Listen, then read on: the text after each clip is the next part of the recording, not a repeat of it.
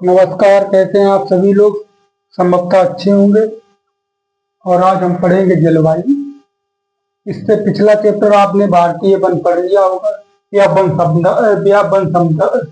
संपदा पढ़ लिया होगा। तो आज हम पढ़ेंगे जलवायु। जलवायु को हम बहुत अच्छे से समझाएंगे। इसमें समझने का ज्यादा आप पॉइंटों को इसमें माइंड में डालना, इसमें आप माइंड में ज्यादा उतारना।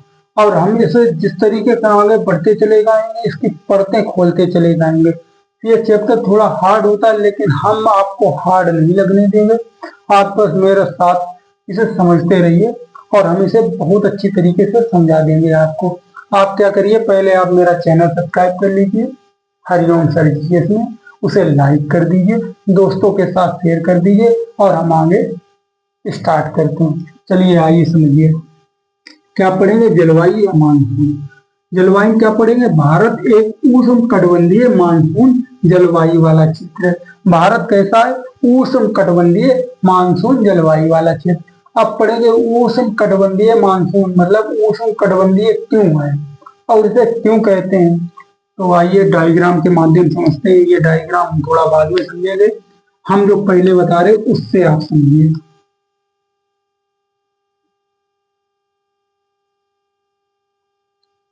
ये है भूमध्य रेखा। ये क्या है? भूमध्य रेखा 0 डिग्री।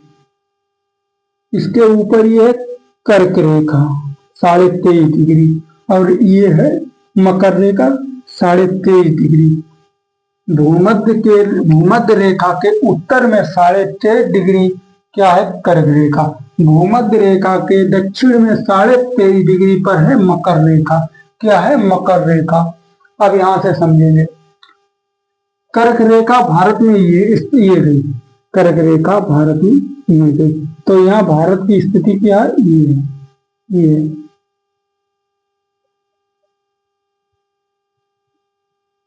हमने क्या समझाया? भारत एक उष्णकटिबंधीय मानसून जलवायु वाला देश है। क्या है? देश है।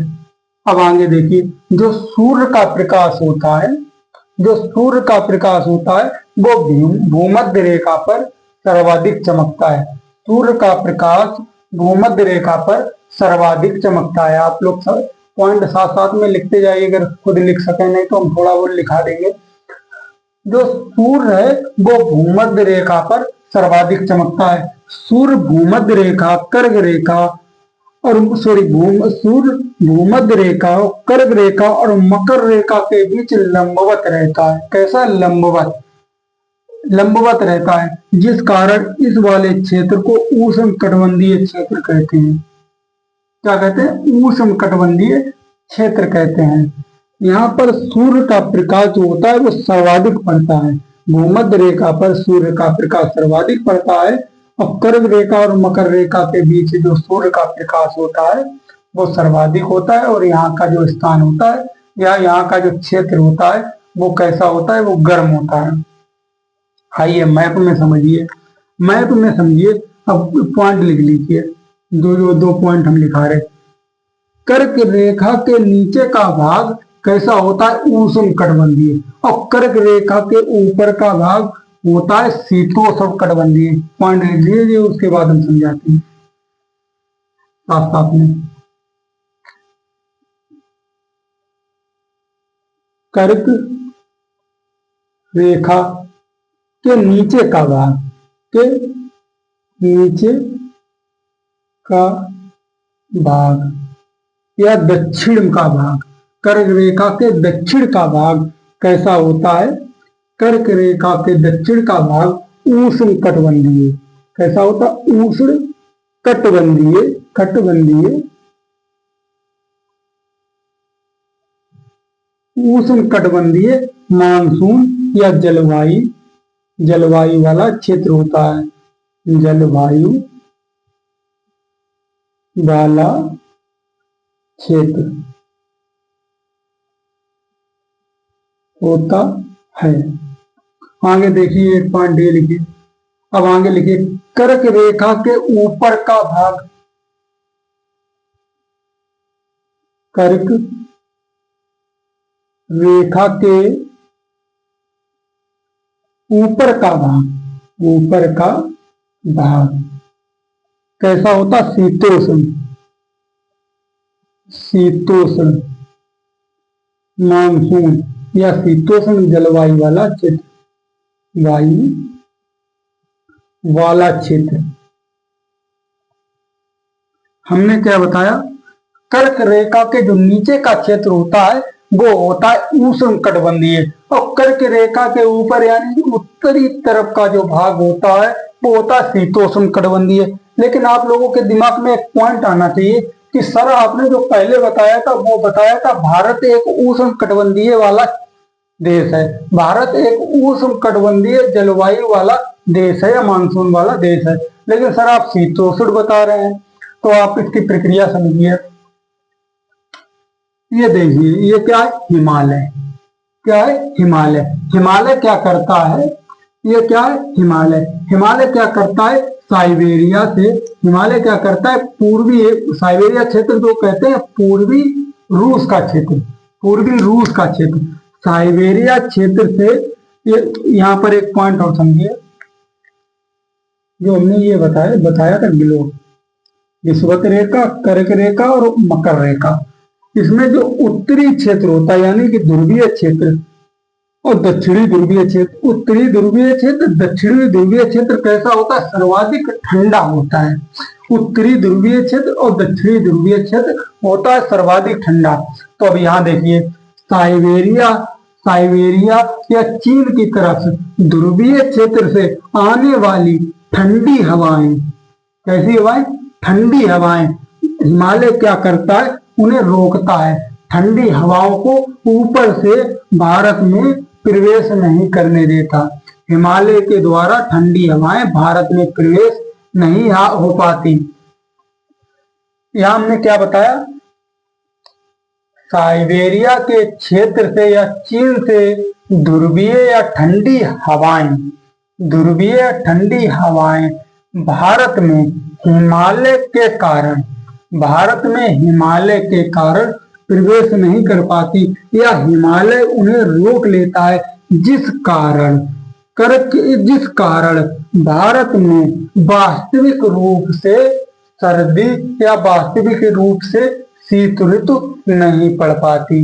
वास्तविक रूप से शीत ऋतु कहीं नहीं आ पाती भारत में, क्योंकि ये हिमालय क्या करता है? साइबेरियन हवाओं को या ठंडी हवाओं को या ध्रुवीय हवाओं को रोक लेता है, ध्रुवीय हवाओं को यहाँ पर ब्लॉक कर देता है यानी कि रोक लेता है। इस कारण भारत में वास्तविक शीत ऋतु या वास्तविक सर्दी नहीं पड़ पाती। आप लोगों को समझ आ गया होगा। तो हिमालय क्या काम करता है? विभाजक जलवायु का। अगला पॉइंट लिखिए, ये लिख लिया होगा आपने, इसमें लिखिए अगला पॉइंट।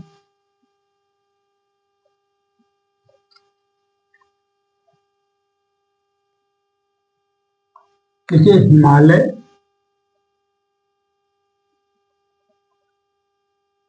हिमालय जलवायु विभाजन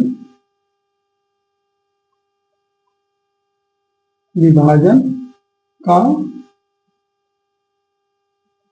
वास्तविक कार्य करता है। तो हिमालय जलवायु विभाजन का वास्तविक कार्य करता है। आप लोगों को समझ आया किस प्रकार कार्य करता है? ये साइबेरियन हवाओं को भारत में प्रवेश नहीं करने देता, जिस कारण जो कर्क रेखा का उत्तरी क्षेत्र है वो कैसा हो जाता? उष्ण कटिबंधीय क्षेत्र हो जाता। कैसा होता है? हो जाता है उष्ण कटिबंधीय। और जो ये कर्क रेखा है ये जलवायु विभाजन का काम नहीं करती, कर्क रेखा का जलवायु विभाजन में कोई रोल नहीं है। अगला पॉइंट लिखिए, जलवायु भारत में कर्क रेखा भारत में जलवायु विभाजन का कार्य नहीं करती, जलवायु विभाजन का कार्य वास्तविक रूप से हिमालय करता है। अगला पॉइंट डालिए, कर्क रेखा भारत में जलवायु विभाजन का काम नहीं करती, काम नहीं करती, नहीं करती, बल्कि बल्कि या वास्तविक हिमालय हिमालय जलवायु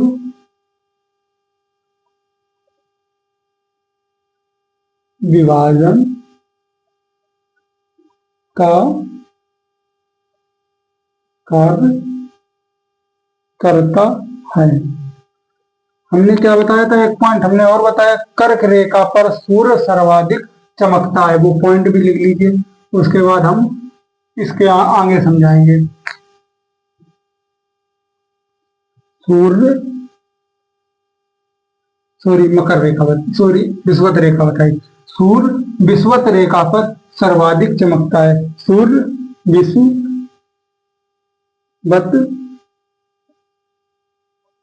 रेखा पर सर्वाधिक चमकता है, सर्वाधिक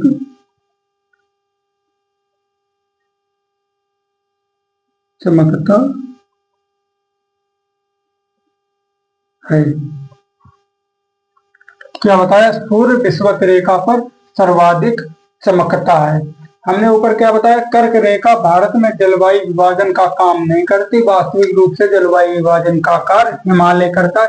हिमालय क्या करता है, चीन और या रूस से आने वाली साइबेरियन हवाओं को रोकता है या ध्रुवीय हवाओं को रोकता है, जो भारत में प्रवेश नहीं करने देता, जिस कारण भारत किस प्रकार के भूमि बन जाती है, उष्णकटिबंधीय भूमि बन जाती है, वो उष्णकटिबंधीय देश बन जाता है।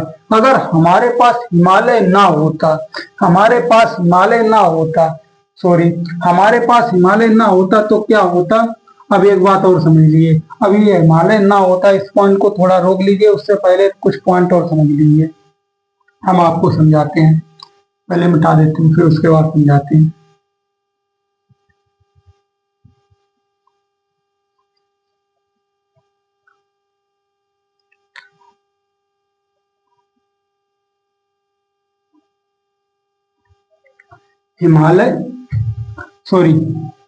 भारत उष्णकटिबंधीय क्षेत्र क्यों है, क्योंकि ये कर्क रेखा और मकर रेखा का जो क्षेत्र है वो सर्वाधिक कैसा रहता है, गर्म रहता है, सर्वाधिक गर्म रहता है। अब सुनिए, भारत उष्णकटिबंधीय क्षेत्र होने के कारण, भारत उष्णकटिबंधीय क्षेत्र होने के कारण या भारत की भूमि गर्म होने के कारण या भारत का क्षेत्र गर्म होने के कारण महासागरों का जल कैसा हो जाता है, गर्म हो जाता है। महासागरों का जल गर्म हो जाता है और जो यहाँ की हवाएं हैं वो कैसी होती है, वो ऊपर उठने लगती हैं। महासागरों का जल हो जाता है गर्म, जिस कारण जो हवाएं हैं वो ऊपर उठने लगती हैं। हवाएं क्या करती हैं, ऊपर उठने लगती हैं। उसके साथ यहाँ का जो वाष्प है, उसके साथ यहाँ का जो वाष्प है वो भी साथ साथ ऊपर उठने लगता है और यहाँ की जो वाष्प है वो भी साथ साथ ऊपर उठने लगता है। यहाँ की नम हवाएं या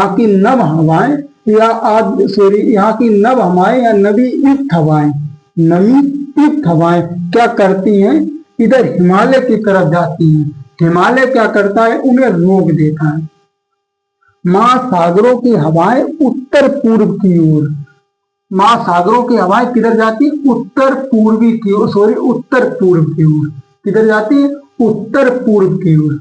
उत्तर और ये पूर्व, महासागरों की हवाएं उत्तर पूर्व की ओर जाती हैं, जिस कारण जो हिमालय उन्हें क्या कर देता है, रोक देता है या मोड़ देता है, जिस कारण भारत में वर्षा होती है।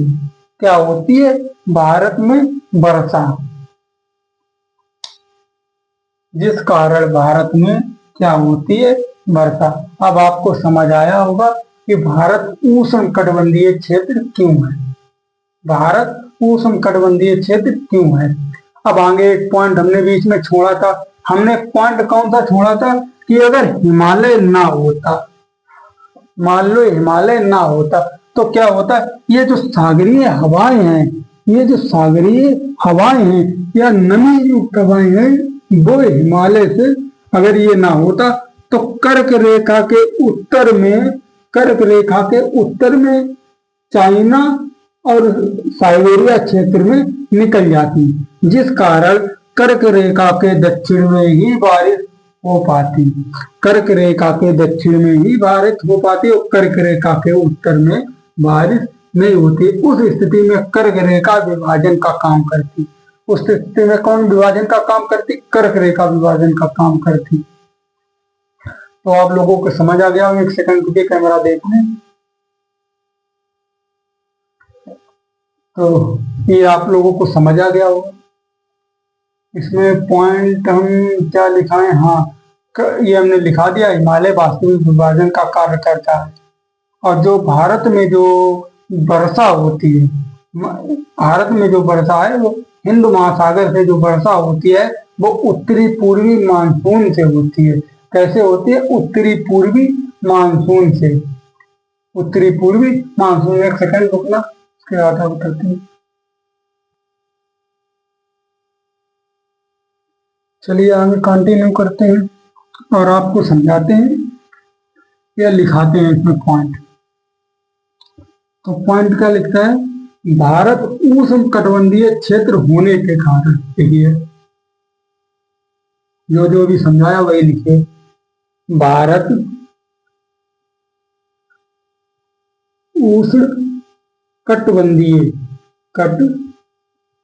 उष्ण कटिबंधीय जलवायु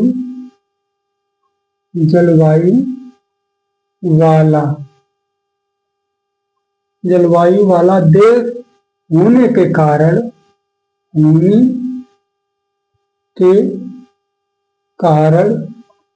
यहाँ का क्षेत्र कैसा होता है? गर्म।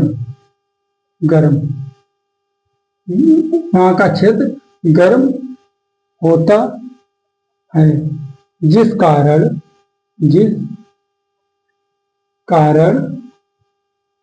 सागरीय जल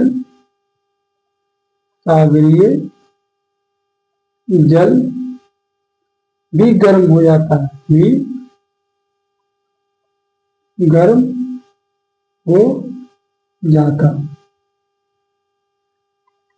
सागरीय जल भी गर्म हो जाता। और सागर में जो हवाएं हैं वो ऊपर उठती हैं। सागर में जो हवाएं हैं वो कैसी है? ऊपर उठने लगती हैं। और उसके साथ साथ भाप भी ऊपर उठती है। सागर में हवाएं ऊपर उठती हैं, उनके साथ वाष्प भी ऊपर उठता और उत्तर पूर्व की दिशा की ओर हिमालय उन्हें भारत में ही मोड़ देता। उत्तर पूर्व की दिशा की ओर ये जो हवाएं हैं वो चलती। किधर? उत्तर पूर्व की दिशा की ओर। हिमालय क्या करता है? इन्हें मोड़ देता है। हिमालय इन्हें मोड़ देता है, ऊपर की ओर उड़ती और ये हवाएं उत्तर पूर्व दिशा की ओर चलती। हिमालय उन्हें मोड़कर भारत में वर्षा कराता।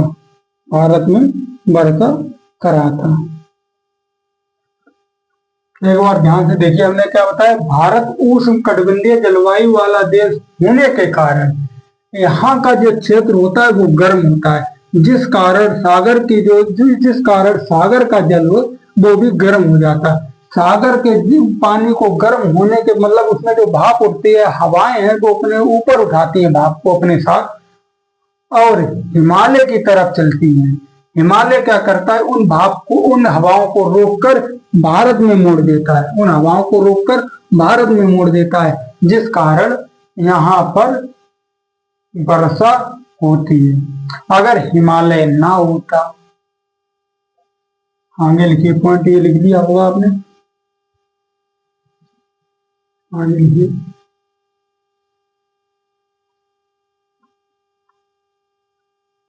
लिखिए हिमालय, हिमालय ना होता तो भारत की उत्तर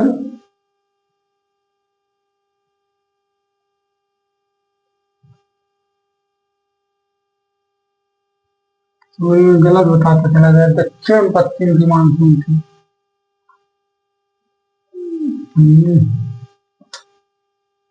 पता नहीं कहाँ पे यार दिमाग है, थोड़ा गड़बड़ कर दिया, एक सेकंड रुकिए। जहां पर हमने उत्तर पूर्वी बोला वहां दक्षिण पश्चिम कर लीजिए, वही गलती हो गई। तो हम क्या बता रहे थे, हिमालय ना होता तो भारत में क्या होता, हिमालय ना होता तो जो महासागर से उठने वाली हवाएं हैं या महासागर से उठने वाली जो मानसून है, हिमालय ना होता तो हिंद महासागर से, हिंद महासागर से उठने वाली मानसूनी हवाएं,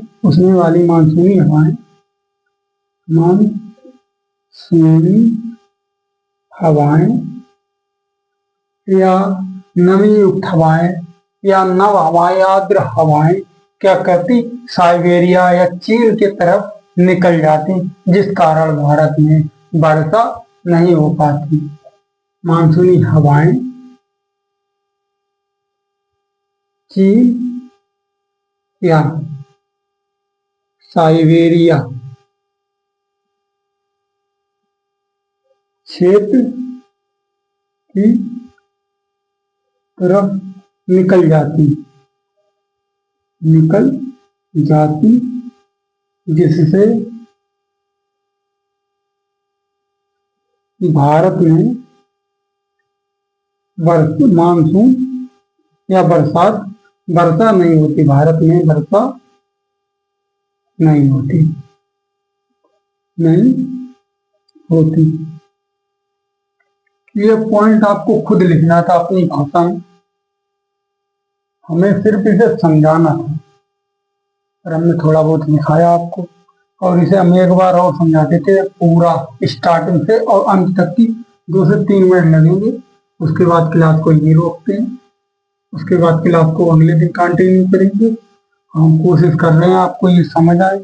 हमने क्या बताया था, ये क्या बताया, भूमध्य रेखा 0 डिग्री, एक कर्क रेखा 23.5 डिग्री, एक मकर रेखा 23.5 डिग्री।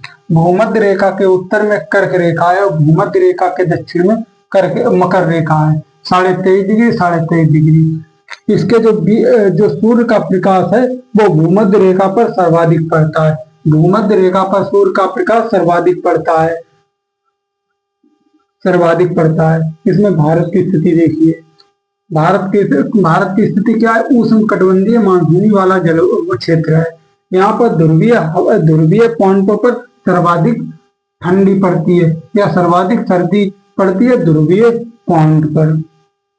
अब आइए यहाँ पर इधर देखिए, इसमें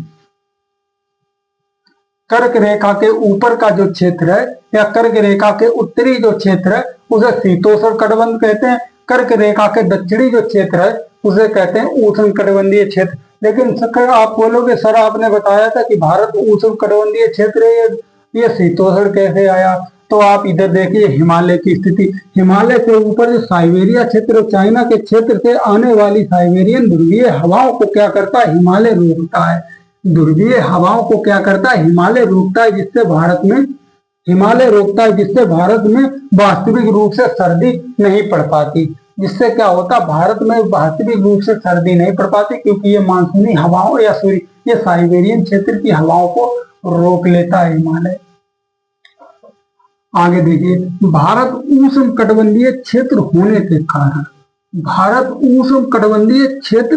के कारण, यहाँ का जो महासागर का जल है वो गर्म हो जाता है।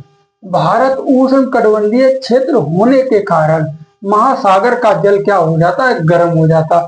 महासागर का जल गर्म हो जाता है तो वहां की जो हवाएं हैं वो ऊपर उठने लगती हैं। उनके साथ साथ वाष्प भी ऊपर उठती है। वाष्प क्या करती है? हिमालय यानी कि उत्तर की तरफ, या हिमालय या उत्तर पूर्व की तरफ, वाष्प क्या करती है? उत्तर पूर्व की तरफ। यही पॉइंट आपको करेक्ट करना था। यह दक्षिणी पश्चिमी का क्षेत्र है, लेकिन यह क्या करता है? हिमालय से जो उत्तर की तरफ जो हवाएं जाती हैं वो क्या करती है? उत्तर पूर्व की जो हवाएं जाती हैं वो हिमालय उन्हें मोड़ देता है। क्या कर देता है? हिमालय मोड़ देता है, जिस कारण पूरे देश में वर्षा होती है। अगला पॉइंट, क्या दिल्ली में भी हिमालय के कारण ही वर्षा होती? तो कहेंगे हाँ, क्योंकि अब जो विभाजक का काम, जलवायु विभाजन का काम कौन करता है? जलवायु विभाजन का काम करता है हिमालय, ना कि जलवायु विभाजन का काम करती है कर्क रेखा। लास्ट पॉइंट, अगर हिमालय ना होता तो महासागर से नमी युक्त या मानसूनी हवाएं हैं वो साइबेरिया के क्षेत्र की तरफ निकल जाती। अगर हिमालय ना होता, जिस कारण भारत में वर्षा नहीं होती और भारत में बहुत ज्यादा चाइना की तरह या साइबेरिया के क्षेत्र की तरह या रूस की तरह क्या पड़ती? सर्दी पड़ती। आप लोगों को समझ आ गया होगा। इसके आगे हम कल कंटिन्यू करेंगे। तो आज को क्लास यहीं रोकते हैं और चैनल को सब्सक्राइब करिए। हमें समझाने की बहुत कोशिश की और आपको लगभग समझ आया होगा। अगली क्लास में हम कोशिश करेंगे इससे अच्छा समझाएं। धन्यवाद। चैनल को लाइक कीजिए, सब्सक्राइब कीजिए, दोस्तों को शेयर कर दीजिए। धन्यवाद।